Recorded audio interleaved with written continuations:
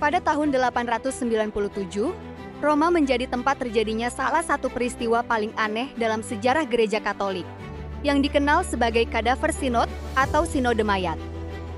Peristiwa ini melibatkan Paus Formosus yang meninggal pada tahun 896 setelah menjabat sebagai paus selama sekitar 5 tahun.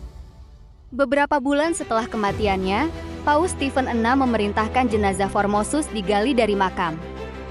Jenazah tersebut kemudian dikenakan pakaian kepausan, didudukkan di sebuah kursi dan dibawa ke persidangan. Formosus dituduh melakukan sejumlah pelanggaran, terutama berkaitan dengan masa jabatannya sebagai uskup dan paus. Karena tentu saja tidak bisa memberikan pembelaan, seorang diakon ditunjuk untuk berbicara atas namanya. Dalam persidangan tersebut, Formosus dinyatakan bersalah. Gelar dan keputusan-keputusan kepausannya kemudian dinyatakan tidak sah. Pakaian kepausannya dilepas dan jenazahnya kembali dimakamkan. Namun tidak berhenti di situ. Jenazah Formosus kemudian kembali digali dan dibuang ke Sungai Tiber. Lalu kenapa peristiwa seperti ini bisa terjadi? Jawabannya berkaitan erat dengan perebutan kekuasaan di Roma pada abad ke-9.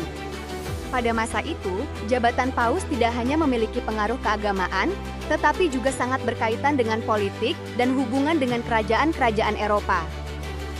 Formosus sendiri pernah terlibat dalam konflik politik tersebut. Karena itu, setelah ia meninggal, perselisihan mengenai warisan politik dan keputusan-keputusannya ikut memengaruhi penguasa gereja berikutnya. Ironisnya, keputusan terhadap Formosus kemudian dibatalkan. Beberapa tahun setelah Kadaver Synod, gereja kembali mengakui keabsahan sebagian besar keputusan Formosus. Peristiwa ini akhirnya dikenang sebagai salah satu contoh paling ekstrem tentang bagaimana agama, politik, dan perebutan kekuasaan pernah saling bercampur dalam sejarah Eropa.